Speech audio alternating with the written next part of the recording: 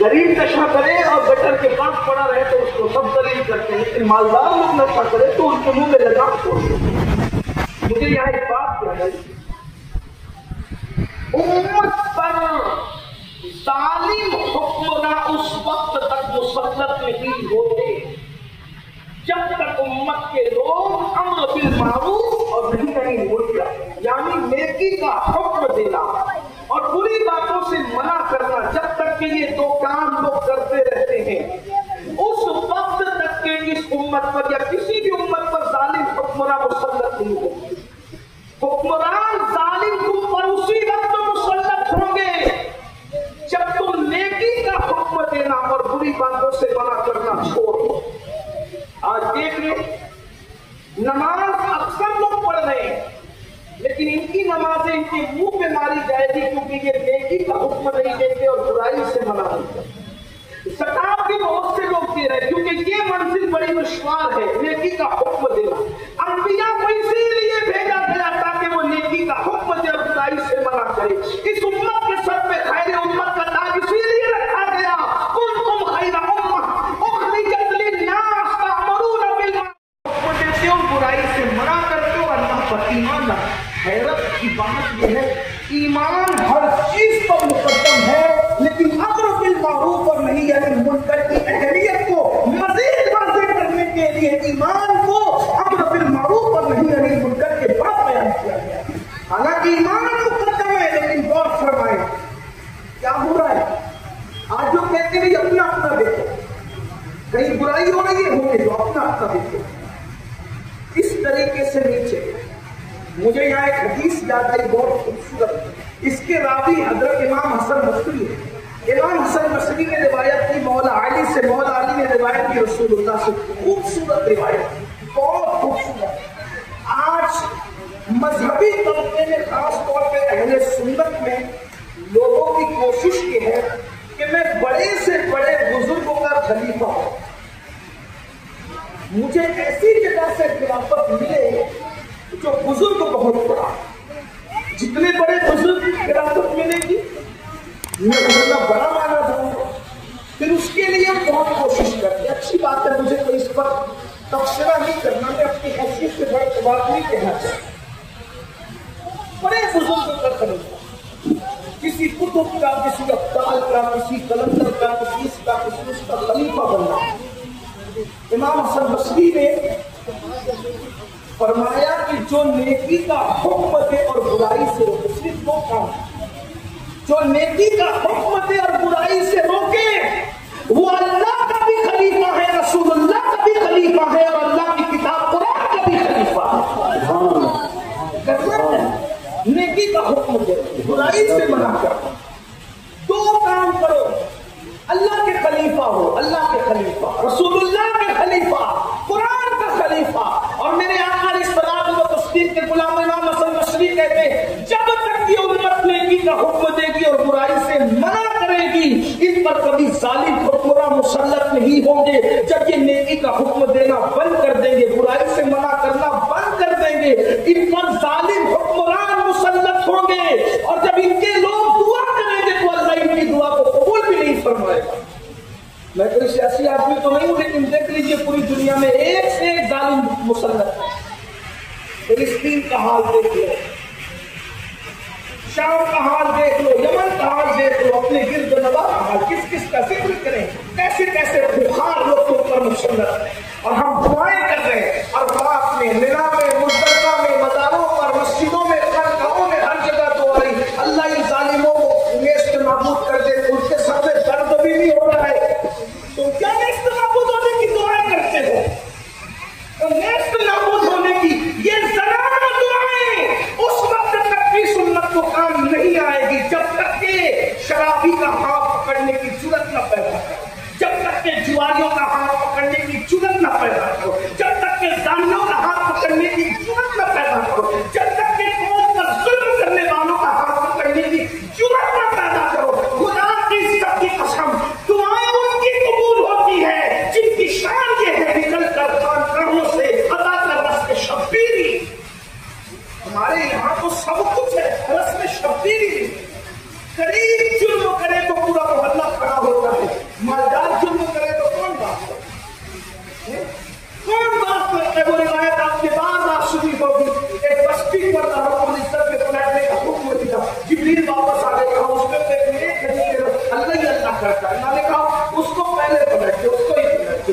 مولا کیوں وہ تیرا نام لیتا ہے؟ نام تو میرا لیتا ہے لیکن برائی کو روکتا نہیں۔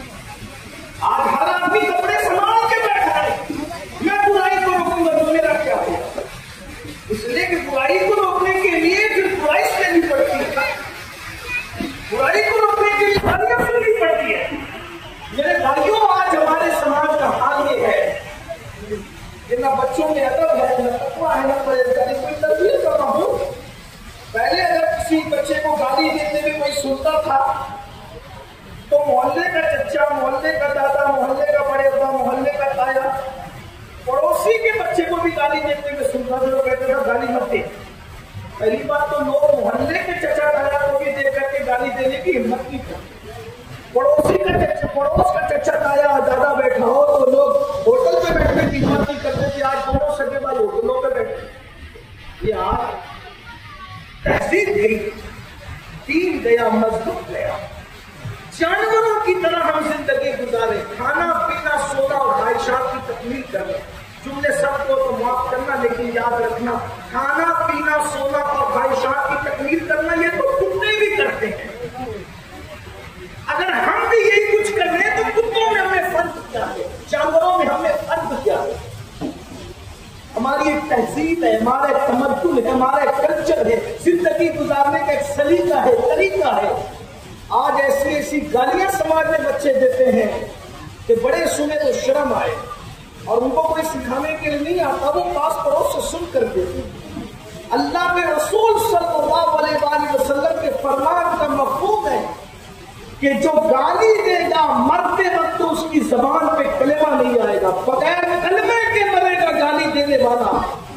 آج داڑھی والے، ٹوپی والے، نمازی، بے نمازی، حاجی غیر حاجی، غازی غیر غازی، یہ سب اللہ ماشاءاللہ گندی گندی گالیاں بیوی کو دے رہے ہیں، بہنوں کو دے رہے ہیں، بیٹیوں کو دے رہے ہیں، جبکہ اللہ کے رسول نے فرمایا مردے کو بھی گالی مت دو کہ وہ باندھ دے کر تمہیں جگاتا ہے۔ فرمایا کہ پسو کو اور کھٹمل کو بھی گالی مت دو، قیامت کے دن اللہ اس کے بارے میں بھی تم سے پوچھے گا۔ اس سے بڑی بات اب میں نہیں کر سکتا اس معاشرے میں۔ اللہ کے رسول علیہ السلام نے فرمایا شیطان کو بھی گالی مت دو، شیطان کو بھی میں گالی دینے کی اجازت نہیں دوں۔ جس مذہب میں شیطان کو گالی دینے کی اجازت نہیں ہے، اس مذہب میں لوگ اپنی بیوی کو گالی دیتے ہیں، اس مذہب میں لوگ اپنی بہن کو گالی دیتے ہیں، اپنے ماں باپ کو گالی دیتے ہیں۔ سوچو، گالی کی طرف جانے والوں تمہیں پتا نہیں کہ گالی کتنا بڑا جرم ہے۔ گھر میں ماحول ہی ایسا ہے، تربیت نہیں ہو رہی ہے، تربیت کا کوئی ماحول نہیں ہے۔ گالی دینے والوں تیار ہو جاؤ، مرنے کے وقت تمہاری زبانوں پہ کلمہ نہیں ہوگا، کیونکہ اللہ کے رسول نے کہا۔ صحابہ کرام نے پوچھا وہ شیطان کو گالی نہ دے، آپ فرمایا اللہ کے گالی شیطان کو گالی نہ دے۔ کیوں؟ جب تم شیطان کو گالی دیتے ہو تو وہ پھولتا ہے، اتراتا ہے کہ دیکھو میری وجہ سے اس کا نقصان ہو رہا ہے۔ بلکہ مومن کی شان یہ ہے کہ جب نقصان ہوتا ہے تو وہ شیطان کو برا بھلا کہنے کی بجائے اعوذ باللہ من الشیطان الرجیم پڑھتا، گالی نہیں دیتا۔ میں کہتا ہوں کہ میری پوری تقریر سمجھ میں آئے نہ آئے، اس پہ غور کرو نہ کرو، میں نے آج بہت بڑی روایت پڑھی آپ کے سامنے۔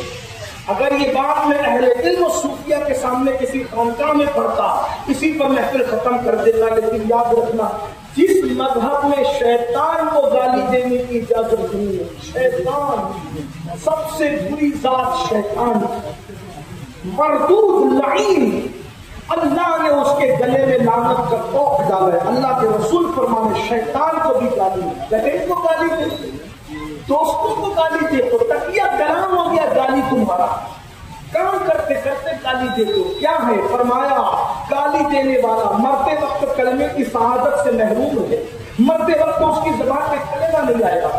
ایک بات یاد آ گئی، آگے بڑھانے سے پہلے بات عرض کروں، مجھے یاد آ رہے ہیں ہمارے مرشد حضور سیدی خواجہ بندہ نواز کے سودراز بلند پرواز قطب لکن، خواجہ بندہ نواز کے سودراز رحمۃ اللہ تعالی علیہ ایک بار دلی گئے ہوئے تھے۔ ان کے دوست تو بہت بڑے مفتی صاحب، مفتی کا منصب بہت بڑا ہے، مفتی فقیہ، وہ حکیم بھی تھے۔ تو خواجہ بندہ نواز رحمۃ اللہ تعالی علیہ مسلم صاحب کے پاس بیٹھے تو ایک غیر مسلم آیا، اس کا نام تھا بنو۔ تو جب مہمان آتے ہیں تو آدمی دوسروں کو نظر انداز کرتے کہ بھائی جاؤ یہ مہمان ہے، بات نہیں بس۔ تو مفتی صاحب نے کہہ دیا ابے بنو بعد میں آیا۔ بنو تو چلا گیا، بنو گیا تو حضور بندہ نواز کے سدراز رحمۃ اللہ علیہ نے مفتی صاحب سے کہا مفتی صاحب آپ بھی ابے کہتے ہیں؟ غور کریں کہ صوفیہ کا مسئلہ ہے، ہمیں دین پتہ ہی نہیں ہے، گوشت انڈا مچھلی کھا کر اور دو جمعہ کی دو رکعت پڑھ کے مسلمان بننے والوں دین پتہ نہیں ہے، دین کی سمجھ حاصل کرو، دین کی معرفت حاصل کرو، بہت دور ہو دین سے، بہت دور ہو دین سے، مذہب سے دور ہو۔ پتہ نہیں اگر صحابہ ہمیں دیکھتے تو ہمیں انسان بھی سمجھتے کہ نہیں سمجھتے۔ گھر میں ماحول پیدا کرو، اسلامی ماحول، صرف چند بال بڑھا لینے سے کوئی مسلمان نہیں ہوتا، چہرے کے خوبصورت ٹوپیاں سر پہ رکھنے سے کوئی سچا مسلمان نہیں ہوتا، نان ویج کھانے سے صرف کوئی مسلمان نہیں ہوتا۔ اسلام ہے، اسلام اتنا خوبصورت ہے، اسلام کی تعلیم کتنی خوبصورت ہے، اور اسلام میں بھی وہ صوفیہ جنہوں نے دین کو زندہ کیا ان کی فکر کیا ہے۔ خواجہ بندہ نواز نے کہا مفتی صاحب آپ ابے کہتے ہو، آپ ابے کہہ رہے ہو، تو اپنی شرمندگی مٹانے کے لیے مفتی صاحب سے تعویل کر دی فوراً، حضرت کو ہندو تھا نا، غیر مسلم تھا، اس لیے میں نے اس کو ابے کہہ دیا۔ تو وہ بندہ نواز کہتے ہیں مفتی صاحب وہ تو غیر مسلم تھا مگر تم تو مسلمان ہو، مسلمان کو اپنی زبان سے ابے کہنا زیبا نہیں۔ اس مذہب میں لفظ ابے زیبا نہیں دیکھا، پھر اس مذہب میں 3 بچوں کی پیدائش کے بعد بیوی کو چھوٹی سی گلتی سے طلاق دینا کیسے جائز ہو سکتا؟ جس مذہب میں کسی غیر مسلم کو ابے کہنے کی اجازت نہیں دی ہے تہذیب، تمدن اور تقوی کے اعتبار سے، پھر اس مذہب کے اندر صرف سالن میں نمک زیادہ ہونے پر بیوی کو مارنے کا جواز کیا ہے؟ پھر اس کو اذیت پہنچانے کا جب ہم زبان سے ابے نہیں کہہ سکتے تو پھر بیوی کی غیر مسلم کو ابے نہیں کہہ سکتے۔ یہ صوفیہ کا مسلک ہے، یہ صوفیہ کی تعلیم ہے، یہ اللہ والوں کی تعلیم ہے۔ تو بات دور بھی پڑ گئی، میں اپنی بات سمیٹ لوں۔ حضرت شیخ محقق شیخ عبدالحق محدث دہلوی فرماتے ہیں کہ میں پوچھتے پڑھتے وہاں گیا تو دیکھا کہ وہ اس کا حال بہت برا، ہر برائی کر رہا تھا وہ لڑکا جس کا باپ جنت المالا میں پریشان اور بے چین تھا۔ ایسے میں نے اس کو کہا کہ کیا تیرا نام تولا نہیں؟ اس نے کہا میرا نام تو یہی ہے۔ کیا تیرے باپ کا نام تولا نہیں؟ کہا میرے باپ کا نام بھی یہی ہے۔ کیا تیرا باپ سفر حج میں انتقال نہیں کیا؟ کہا یہ بھی صحیح ہے۔ جنت المالا میں دفن ہوا؟ کہا یہ بھی صحیح ہے۔ تو کہا کہ میں تیرے باپ کی قبر سے آیا ہوں اور اس نے مجھے کشفی حالات میں مجھے آگاہ کیا کہ وہ تیرے اعمال کی وجہ سے بہت تکلیف میں، اگر تو توبہ کر لے اپنے باپ کی ٹکوری پر تکلیف سے بچانے کے لیے انشاءاللہ امید ہے کہ تیرے باپ کی تکلیف اور بے چینی دور ہو جائے گی۔ اس نے کہا اگر میرے باپ میری وجہ سے تکلیف میں تو یہ ساری راحتیں، سارا تعجب، سارا آرام، سارے عیش عشرت یہ سب باپ کے کمائے ہوئے مال پہ کر رہا ہوں، اگر میری وجہ سے میرا باپ بے چین اور بے قرار ہے قبر میں تو آپ گواہ رہنا، ہاتھ بڑھائے میں توبہ کرتا ہوں۔ توبہ کیا، استغفار پڑھا، معافی طلب کی اللہ سے اور کہا کہ آپ اتنا بڑا احسان مجھ پر کیا آپ میرے گھر 3 دن کم سے کم مہمان رہے، میں آپ کو مہمان رکھنا چاہتا ہوں۔ شیخ محقق فرماتے ہیں میں سویا تو میں نے خواب میں اسی بندے کو دیکھا جنت کا لباس پہن کر کہہ رہا اللہ تجھے جزا عطا فرمائے، بیٹے تک میرا پیغام پہنچایا۔ اس نے توبہ کیا کر لی، اللہ نے میری ساری بے چینی اور بے قراری کو دور فرما دیا۔ میرے بھائیوں 2 باتیں یہاں سے پتہ چل رہی ہے، بات سمیٹتے ہوئے۔ نمبر 1 اولاد کی اچھی تربیت کرو، ہمیں کوئی شیخ محقق نہیں ملنے والا کہ ہماری بات کو کہیں تک پہنچائے، اس لیے اپنی اولاد کی تربیت صحیح کرو۔ کس طرح کرو، میں کچھ باتیں آپ کے سامنے رکھتا ہوں۔ آج ہمارے سماج سے ادب جا رہا ہے، نوجوان چھوٹے ایک کوڑی کا ادب نہیں ہے، پائی قدر ان کو مل جائے یہ اپنے آپ کو فرعون سے کم نہیں سمجھتے۔ ایسا لگتا ہے وہ چوتھے آسمان پہ بائک چلا رہے ہیں. نہ بڑوں کو سلام کرنا، نہ علماء کا ادب کرنا، نہ بوڑھوں کا ادب کرنا. میرے بھائیوں بوڑھوں کو نہیں کر سکتے کہاں اگر بائک میں جائے بچے. بوڑھوں کا مطلب ان کا مذاق اڑانا، بوڑھوں کا مطلب ان کا مذاق ہے. نہج البلاغہ کے مصنف نے کہاں تک انصاف کیا مجھے نہیں پتا، لیکن میں صرف عبرت کے لیے نہج البلاغہ کے مصنف کے بعد بیان کر رہا ہوں. اس نے جو مقدمے میں نقل کیا ہے کہ مولا مشکل کشا سیدنا علی کرم اللہ تعالیٰ وجہ کریم جب دیکھ لیتے کہ کسی کی داڑھی کے اور سر کے بال سفید ہے تو مولا علی اس کو اوورٹیک نہیں کرتے تھے کہ اس کے داڑھی کے بال سفید ہو گئے. کیونکہ بوڑھوں کا اکرام اللہ بھی فرماتا ہے اور بوڑھوں سے اللہ بھی حیا فرماتا ہے. غور کیجیے. اور آج ہمارے سماج میں کیا ہے؟ بوڑھوں کا مزہ لینا. دیکھیے محلے میں بہت سارے بڈھے جن کا سب مزہ، نوجوان بچے مزہ لیتے، مذاق کرتے، ماحول بنائے. بڈھے کو ٹنگل اڑاؤ، ان کی ہنسی اڑاؤ. اور ایک اور وہ تھا، وہ جو نہج البلاغہ کا جو مرتب ہے وہ مقدمے میں لکھ رہا ہے کہ ایک دن مولا علی آزمائش میں آ گئے. میں پھر کہہ رہا ہوں کہ میں اس مصنف پر اعتبار نہیں کرتا، لیکن صرف اپنی قوم کو ایک اسلام کا پہلو بتانے کے لیے بات عرض کر رہا ہوں، توجہ کر رہا ہوں کہ بوڑھوں کو اوورٹیک نہیں کرتے تھے، سفید داڑھی سفید بال والوں کو اوورٹیک نہیں کرتے تھے. ایک دن مولا مشکل کشا آزمائش میں آ گئے اس اعتبار سے کہ آپ جا رہے تھے فجر کی نماز کے لیے. اب وہ ایک بڈھا دکھ گیا، اس کے داڑھی سر کے بال سفید تھے. سوچنے لگے کہ اب اگر میں اس کو اوورٹیک کرتا ہوں تو کہیں جو بوڑھے کا ادب جاتا ہے، اور اگر اوورٹیک نہیں کرتا ہوں تو کہیں میری رکت چھوٹ جائے. اب میں کیا کروں؟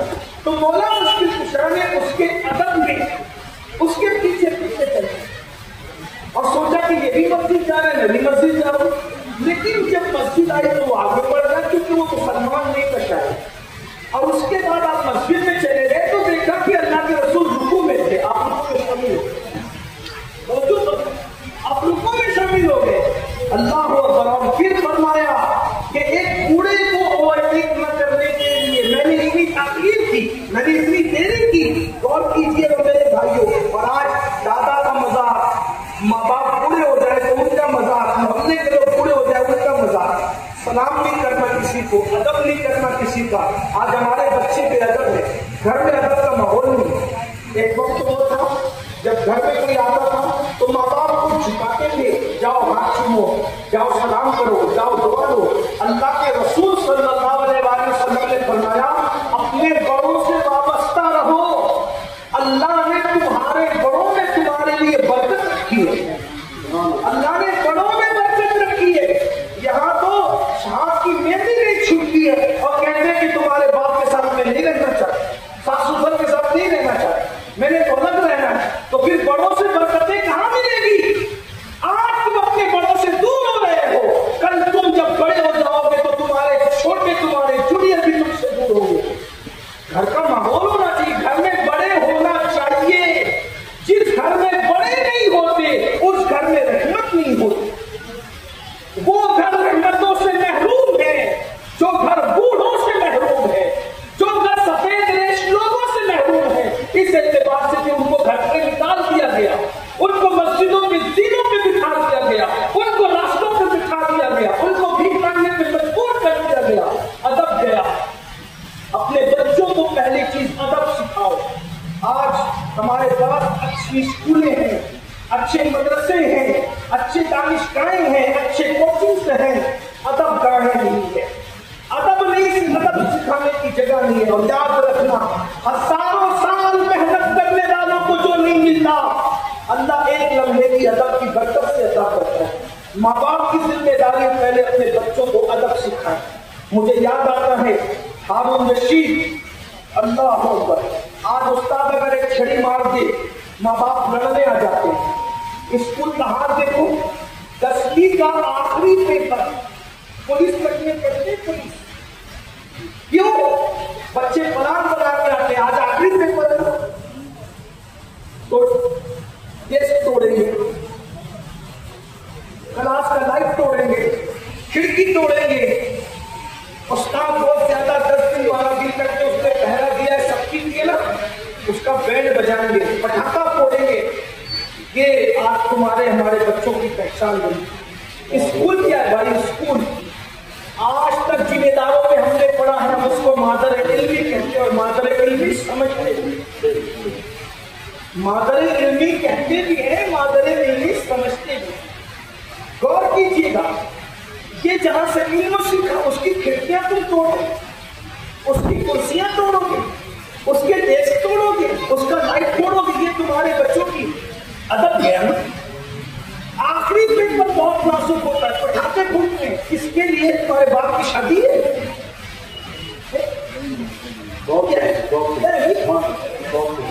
لشکر جو لگاتا وہ دشمن نہیں ہوتا۔ یقین جانے چند دنوں سے میں اس قطع اندر سے کٹا ہوا ہوں، اتنا سختی ہوں کیا کہہ دوں کہ یہ قوم بدلے۔ مالیگاؤں کا عزت کو ہم نے مٹی میں ملایا، بزرگوں کی تہذیب کو مٹی، یہ مالیگاؤں کو سمجھتے کیا ہو؟ اس کا اپنا ایک نام ہے، اس کا ایک اپنا کلچر ہے، اس کی تہذیب ہے، تمدن ہے۔ کل میں نے کہا آج بھی کچھ نئے چہرے کو میں کہتا ہوں، مالیگاؤں اس گلدستے کو کہتے ہیں کہ یہاں ہند کی تہذیب یکجا بشکل گلدستہ جمع ہوتی ہے۔ یو پی سے آنے والے یو پی کی اپنی تہذیب لے کر آئے تھے، دکن سے آنے والے دکن کی اپنی تہذیب لے کر آئے تھے، خاندیش سے آنے والے خاندیش کی اپنی تہذیب لے کر آئے تھے، عرب سے آنے والے عرب سے اپنی تہذیب لے کر آئے تھے، مہاراشٹر کے رہنے والوں کی ایک اپنی تہذیب تھی۔ ان سب کا گلدستہ، جب تہذیبوں کا گلدستہ ایک ساتھ محبت کے دھاگے میں پرویا جاتا ہے تو اسے مالیگاؤں کہا جاتا ہے۔ آج ہم نے اس تہذیب کو آگ لگا دی ہے۔ آج دن اخبار میں پڑھا جاتا ہے خدا کی بیٹی باقی چور، اجمیر شریف کے اس سمے جتنے چور پکڑائے اس میں زیادہ تر لوگ مالیگاؤں کے۔ برا مت بنائیے، اخباروں کی رپورٹ ہے، شرم سے چہرہ نیچے ہو جاتا ہے کہ کیا وہ شہر گنبدوں کی رات کا شہر۔ پھر پوچھیے اپنے علماء سے، اپنے مشائخ سے۔ ہمارے بھائی حضرت مولانا گفتان صاحب یہ اکثر اس پر اسٹڈی کرتے ہیں، ہم کو بتاتے بھی ہیں کہ پورا ہندوستان پہلے ہمارا شہر مالیگاؤں آزاد ہوا۔ آپ پورے ہندوستان سے آگے تھے، ہندوستان میں رہ کر ہندوستان سے آگے تھے۔ یہ زمین شاعروں کی زمین، یہ زمین ادیبوں کی زمین، یہ زمین خطیبوں کی زمین، یہ زمین مسجدوں محراب کی زمین، یہ زمین گنبدوں مینار کی زمین، یہ زمین اہل محبت کی زمین، یہ زمین اہل مربت کی زمین، یہ زمین ایک دوسرے کی مدد کرنے والوں کی زمین۔ اپنے بڑے بوڑھوں سے پوچھو، یہی مالیگاؤں تھا کہ اللہ اکبر شاندار کی ٹیلر کے یہاں سے خود کے کپڑے بعد میں آتے تھے۔ پہلے پڑوسیوں سے پوچھا جاتا تھا، بھائی تیرے گھر کپڑے آئے کہ نہیں، بھیا تیرے گھر کپڑے آئے کہ نہیں، بھابھی آپ کے گھر کپڑے آئے کہ نہیں۔ یہ حالات تھے۔ آج ہم نے اس کو مٹی میں ملا دیا ہے، لیکن ہم مایوس نہیں ہیں، ہم اس لیے چیخ چلا رہے ہیں، اور انشاءاللہ یہ محنت ہماری جاری رہے گی کہ نہیں تال مایوس اپنی کشت وینا سے ذرا نم ہو تو یہ مٹی بڑی سرخیز ہے ساتھی۔ اور یہ کر رہا تھا ادب سکھا، یہ پہلے ادب۔ ہارون رشید اتنا بڑا بادشاہ، ہارون رشید کے دور میں اسلامی مملکت اتنی پھیل گئی تھی کہ ہارون رشید بادلوں سے کہتا تھا، اپنے بادل تیرا دل جہاں چاہے برس جا، تیرا دل جہاں چاہے برس جا، تو ہماری حکومت میں برسے گا۔ ٹھیک اس بادشاہ کا، اتنے بڑے بادشاہ کا کہ دو بیٹے ایک عالم کے پاس پڑھتے تھے، اور وہ عالم وضو کر رہے تھے، عالم صاحب وضو کر رہے تھے، اس عالم کے پیروں پر بچہ پانی ڈال رہا تھا۔ تو ہارون رشید نے یہ منظر دیکھا، سواری سے اترا، اور اترنے کے بعد بچوں کو تماچا لگایا۔ استاد کانپ گئے شاہی جلال سے، اور کانپنے کے بعد جیسے بادشاہ کو دیکھا تو بادشاہ کو دیکھنے کے بعد بادشاہ نے استاد کو کچھ نہیں کہا، بیٹوں کو کہا ظالموں ایک ہاتھ سے پانی ڈالتے تمہیں شرم نہیں آتی؟ اللہ نے تمہیں دو ہاتھ اس لیے عطا کیے ہیں کہ استاد کے پیر پر ایک ہاتھ سے پانی ڈالو اور دوسرے ہاتھ سے استاد کے پیر کو دھلنے کی سعادت حاصل کرو۔ یہ ادب تھا ہمارے گھر میں۔ دوسری بات بتاؤں، ادب نہیں ہے علماء کا مذاق اڑاتے ہیں، علماء کو سیدھے سادے لگا کے نہیں مولوی، یہ دو قولی کا مولوی، یہ موسم بنگیا موسم کو بنگیا کہنا، بانگی سے بنگیا کہنا شروع کیا۔ ادب گیا، سب گیا۔ ادب بڑی چیز ہے، اپنے بچوں کو سکھائیں گے، کھلا رہے ہو، کپڑوں کھلا رہے ہو، مال دے رہے ہو، ادب نہیں سکھائے، ادب نہیں سکھایا تو سب کے ناصب کر۔ اور یاد رکھنا اچھی طرح، آج اپنے بچوں کو دوسروں کا ادب نہ سکھاؤ گے، کل بڈھے ہو گے تو وہ لات مار کر تمہیں گھر سے نکالیں گے، تمہاری بھی بے ادبی کی جائے گی۔ بچوں کو ادب سکھاؤ، ادب نہیں ہے ماں بہن کی گالی کے۔ میں دیکھتا ہوں ہمارا یہ کمال پورا سروے نمبر 10 اپنا اسلام پورا وہ سلام چاچا روڈ جو آزاد میں محلے کے نام لے رہا ہوں، میں جانتا ہوں کہ میں اسی شہر کا ہوں، جو مجھ سے بڑے ان کا بچہ ہوں، جو مجھ سے چھوٹے ان کا بڑا بھائی ہوں، مجھے یہ برا نہیں مانتے میری بات کرنے، میں جانتا ہوں یہ میری بات کیونکہ میں کسی کے عیب جوئی کرنے نہیں آیا۔ چھوٹے چھوٹے ہوتے نا، وہ 18-17 سال کے، اگر تو ان کی دادا کی عمر کبھی نہ اس کا بھی نام ملے گا، یہ وجہ یا وہ غریب ہے یا ان کے گھر مشہور ہے۔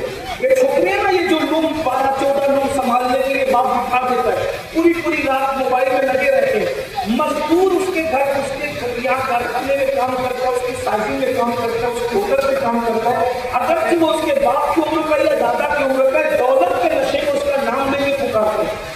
اپنے مذہب میں بڑوں کا نام لینے کی اجازت نہیں، بڑوں کو ابا، دادا، چچا، بابا، بھیا، بھائی جان کہہ کے پکارنے کا حکم ہے۔ آپ دیکھتے ہیں کہ جتنے اولیاء ہیں نا، ان کو القابات سے پکارا گیا، کیوں؟ کیونکہ اسلامی تہذیب ایک اپنی تہذیب ہے، یہاں باپ کا نام نہیں لیا جاتا، یہاں ماں کا نام لے کے نہیں پکارا جاتا، ادب کیا جاتا، ادب۔ اور ادب سے کیا ملتا ہے وہ سن لو۔ پھر کہتا ہوں، ہزاروں سال کی محنت وہاں تک نہیں پہنچاتی جہاں ادب پہنچاتی۔ میں اپنی بات عرض کر دوں، اور جو قرآن بقیہ کے تھے مجھے جو دیے گئے تھے، میں وہ کل انشاءاللہ کولی بارے میں مسجد یا رسول اللہ کے پاس جو گلی ہے مسجد نگر کے سامنے کے علاقے میں، وہاں پروگرام 10 بجے تک ہے۔ ہر جمعہ کو مرکز میں اجتماع ہوتا ہے، لیکن اسلامی معاشرہ کی 3 روزہ نشستوں کی وجہ سے وہ پروگرام باہر کر دیا گیا۔ کل آپ آئیے انشاءاللہ گفتگو مفید عرض کروں گا۔ آخری بات کرو، دھیان سے سنو، جو بچے بے ادب ہوئے وہ بھی توبہ کرے، باادب ہو۔ ہم اپنے گھر میں ادب کا ماحول ہے۔ کبھی محلے میں جھگڑا ہو جاتا ہے نا، تو اگر کسی بڑے نے ڈانٹ دیا تو گھر میں بچہ مایوس آتا ہے، کیا ہوا؟ تو بولا چچا نے ڈانٹ دیا، تو تم کیوں چپ تھا؟ اور تم اس کو گالی دیتا نا، تو آگے کیا ہوگا؟ کل وہ پڑوسی کو گالی دے رہا، آج وہ پڑوسی کو گالی دے رہا ہے نا، کل تمہیں گالی دے رہا۔ اپنے بچوں کو بے بات مت بنا، باادب۔ ادب کی برکت دیکھو، آخری بات کے طور پر کیا ملتا ہے ادب سے؟ پہلی بات، سلام کو ہم کرو، یہ ادب کے اصولوں میں سے ادب ہے۔ سلام کو ہم، اچھا سلام لوگ کس کو کرتے ہیں؟ جس کو پہچانتے ہیں اسی کو سلام کرتے ہیں۔ حالانکہ یہ اسلام کی تعلیم نہیں ہے، پہچان والے کو صرف حضور سب سے بہترین اسلام کیا ہے؟ تو اللہ کے رسول علیہ السلام من عرفت ولم تعرف، آقا فرماتے ہیں سب سے بہترین اسلام یہ ہے کہ کھانا کھلاؤ، کھانا کھلانے کو عام کرو اور سلام کو عام کرو۔ من عرفت ولم تعرف، جس کو پہچانتے ہو اس کو بھی سلام کرو، جس کو نہیں پہچانتے اس کو بھی سلام کرو۔ ہر مسلمان کو سلام کرو۔ کبھی کبھی سلام کی عادت اتنی خوبصورت ہے، کل میں جلیل رضوی صاحب کے ساتھ جا رہا تھا، میری عادت ہے الحمدللہ اکثر میں سلام کرتے نہیں چاہتا، تو بائک پر سلام کرتے کرتے میں نے چہرے سے پہچانا نہیں، تو جوانوں کو سلام کیا تو انہوں نے ہنس دیا، تو میں سمجھتے کہ مشکل ہے۔ لیکن مجھے لگتا ہے کہ ان کا مسئلہ اس بات کو بتا رہا تھا کہ اسلامی تہذیب کا بھی ایک اثر ہے. سلام کرو تو مسلمان جواب دیتا ہے اور مسلمان ہو تو اس کو غیر مسلم کو بھی خوشی ہو رہی ہے میرے پہچانے تو اس کو سلام تو مسلمان نظر ہے سلام عام کرو. سلام عام کرو، دل کے کینے دور ہوگی، دل سے بغض دور ہوگا. سلام کرو گے تو تکبر ختم ہوگا. سلام کرنے سے تکبر. ہر بندہ کیا کہتا ہے، وہ امیر القادری صاحب سلام نہیں کرتے، وہ مفتی راشد سلام نہیں کرتے، یارانی صاحب سلام نہیں کرتے، حکمران صاحب سلام نہیں کرتے، حافظ مقصود صاحب سلام. میں کہتا ہوں یہ زنانہ شکایت کیوں؟ وہ سلام نہیں کرتا تو میرے منہ میں دہی چلا میرے بھائی، تو وہ نہیں کرتا تو وہ نہیں کرتا نا تو تو نے سلام کرنا نا میرے بھائی، تو سلام کر. کیوں؟ اس لیے کہ صحابہ کہتے ہیں پوری زندگی اللہ کے رسول کو ہم سلام کرنے کی تمنا کرتے رہے، حضور نے کبھی ہمیں سلام کرنے کا موقع نہیں دیا. جب بھی حضور ملے ہیں تو حضور نے سلام کرنے میں ہمیشہ پہل کی ہے. حتیٰ کہ مدینے کے چھوٹے چھوٹے بچوں کو بھی اللہ کے رسول پہلے سلام کیا کرتے ہیں. اور ہم سلام کرنے میں ہم کون ہیں بھائی؟ اللہ کے رسول جس کو اللہ سلام کہتا ہے، شان یہ ہے کہ جس کو اللہ بلا کر بے حجاب ہو کر کہتا السلام علیکم ایھا النبی، جسے اللہ سلام کہے وہ رسول مدینے کے ننھے ننھے بچوں کو سلام کرتے ہیں، وہ رسول غریبوں کو سلام کرتے ہیں، وہ رسول اپنے غلاموں کو سلام کرتے ہیں، وہ رسول اپنی ازواج کو سلام کرتے ہیں. اور ہم نے سلام کرنے کے لیے جن چہرے منتخب کر لیے، من عرفت ولم تعرف، جس کو پہچانتے ہو صرف اس بنیاد پہ سلام کرو کہ یہ مسلمان ہے، صرف اس بنیاد پہ سلام کرو کہ یہ مومن ہے، اس بنیاد پہ سلام کرو کہ یہ اللہ رسول کا غلام ہے. تو بات ادب کی چل رہی اسی پہ ختم کر جاتی ہے.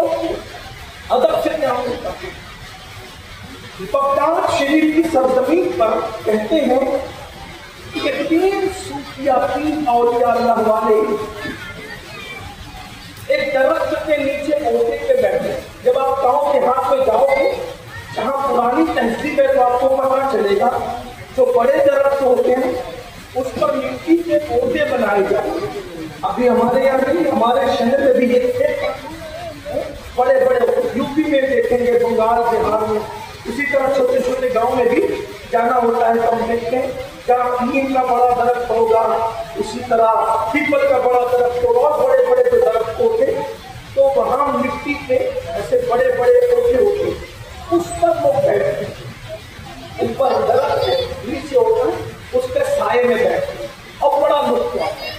بھی بیٹھو اے سی کی ہوا کھاتے کھاتے ہڈیوں کو کمزور کر دیا ہے. کبھی نیچرل زندگی کبھی درست.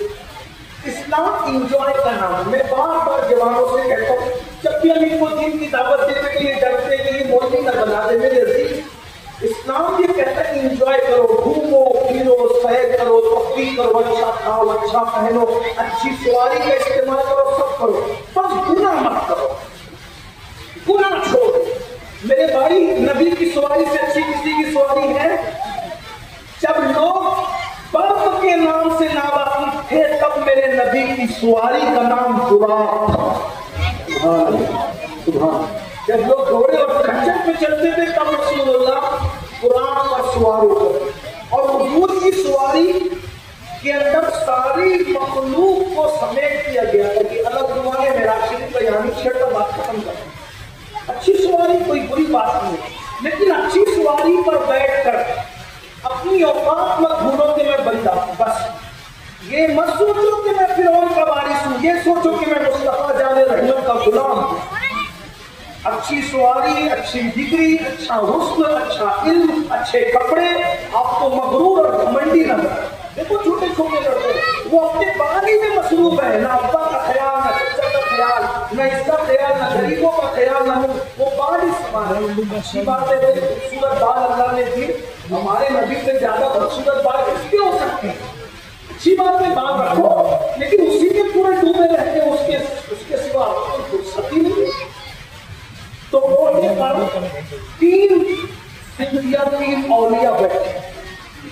ایک کا نام ہے قطب الدین بختیار کابلی، अब्दुल अल्लाह, एक का नाम है शेख नजमुद्दीन कुबरा और एक का नाम है शेख शुलूक हुजूर सैयदी सरकार शेख शहाबुद्दीन उमर सोहरवर्दी।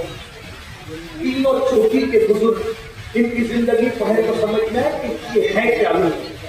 बहरहाल तीनों लोग जवान हैं, शबाब में हैं और बगदाद शहर में, बगदाद मोहल्ला में दरख्त के नीचे ओटे पर बैठ के कुछ अल्लाह रसूल की बातों पर मुज़ाकरे हो रहे। एक नौजवान छोकरा 16-17 साल का इब्तिदाई जवानी में, उसको उसके मालिक ने किसी काम से भेजा कि बच्चा जाओ और थोड़ा काम करके आओ। उसने अपने मालिक का तेज रफ्तार घोड़ा लिया और घोड़े को एड़ लगाई और भगाया। जल्दी से आना है, मालिक को खुश करना है, क्योंकि वो गुलाम, वो लड़का गुलाम था और उन तीनों गुलामों को आका की खुशबू से बड़ी कोई चीज नहीं थी। उस लड़के ने, उस छोकरे ने देखा कि 3 अल्लाह वाले सूफिया बैठे, सब दाढ़ियां हैं, हमामे हैं, चेहरे से नूर अल्लाह की मारिफत का जब वो छन छन के निकल रहा है। तो उस लड़के ने, उस छोकरे ने जैसे ही देखा कि 3 अल्लाह वाले, उसने सोचा अल्लाह वाले नीचे बैठे, मैं घोड़े पे बैठ के गुजर जाऊं। वो और घोड़े से उतरा, अपने चप्पल और जूते जो भी थे वो उतारे और उतार कर घोड़े की लगाम पकड़ी और लगाम पकड़ करके यूं छुप करके सलाम किया और सलाम करके जब तक वो अल्लाह वाले नजर आते रहे, उसको नजर आते रहे, वो सवारी पे नहीं बैठा। उनके अदब में वो पैदल सवारी लेके निकला। वो तीनों बुजुर्ग ये मंजर देख रहे। हमारे कायद कहते हैं जिस पर नजर पड़ जाती है उसी का काम बन जाए, या नजर पड़ जाए या दुआ लग जाए, फिर इंसान कहां तक जाएगा इसकी कोई हद नहीं है। ये दुआओं से नजर से काम बन गया, हम काम नहीं करते। तो तीनों वलियों ने उस नौजवान को, छोकरे को देखा और तुमको लगता हुजूर मुर्शिदी सैयदना ख्वाजा कुतुबुद्दीन बख्तियार काकी की ज़बान से निकला, वो देखो दिल्ली का बादशाह जा रहा, दिल से निकला ना, वो देखो दिल्ली का बादशाह जा रहा है। दोनों जो बुजुर्ग थे उन्होंने अमीन कहा। कुछ लोग होते हैं ना, चाय से ज्यादा प्याले गर्म होते हैं, लुकमा देने का उन्हें बड़ा शौक होता है। कुछ लोगों को लुकमा देने का, अपनी ज़बान, अपने जुमला किसी के मुंह में डालने का बड़ा शौक होता है। तो कुछ लोग चाय से ज्यादा प्याले गर्म होते, वो खुद अदब नहीं जानते। तो उन्होंने कहा मुर्शिद वो दिल्ली का बादशाह नहीं है, उस लड़के को मैं पहचानता हूँ, वो बगदाद के बादशाह का गुलाम है, गुलाम, और वो गुलामी करता है। फरमाया हम भी जानते हैं बेटा, लेकिन जिसने हमारा अदब किया है उसके लिए ज़बान से निकल गया कि ये दिल्ली का बादशाह है। इंशाअल्लाह इस लड़के को उस वक्त तक मौत नहीं आएगी जब तक हम फकीरों की दुआ की बरकत से ये बादशाह न बन जाए। जिसने हमारा अदब किया, हमने उसको दुआ दिया, उस वक्त तक मरेगा नहीं जब तक बादशाह न बने। दुनिया ने देखा 40 साल के बाद वो लड़का गुलामी से आजाद हुआ हिंदुस्तान का, वो बादशाह बना और उसी बादशाह को दुनिया ने सुल्तान शमसुद्दीन अल्तमश के नाम से जाना और पहचाना। ये अदब की बात करते हैं। आज हमारे बच्चों को हमने अदब नहीं सिखाया। अदब सिखाने से बच्चे छोटे नहीं हो जाएंगे। बच्चों को अदब सिखाओ, दुनिया भी सवरेगी, आखिरत भी सवरेगी। अच्छी तरबियत करो, गाली से बच्चों को बचाओ, गाली के माहौल से बच्चों को बचाओ। और बच्चों की ज़बान से गाली खत्म करना है, पहले माँ बाप को गाली देना बंद करना पड़ेगा। जब शैतान को गाली नहीं दे सकते तो किसको गाली दे सकते मेरे भाई। अल्लाह ताला हम सबको तौफीक अता फरमाए। गुफ्तगू के दरमियान कोई गलतियों को अल्लाह माफ करे। अस्तगफिरुल्लाह रब्बी इन्ना रब्बी लगफूरुर रहीम व मा अलैना इल्लल बलाग। अस्सलामु अलैकुम व रहमतुल्लाहि व बरकातहू। डायमंड कारपेट हमारे वहाँ गराज रेलवे वाला कारपेट विलस्पन कंपनी का पायदान हेटलोन रेगजिन होलसेल रेट में तमाम अशिया हमारे वहाँ दिए जाती है। हमारा पता याद रखे, सकावत होटल के पीछे आबिद सोडा के बाजू में हजार खोली मालेगांव।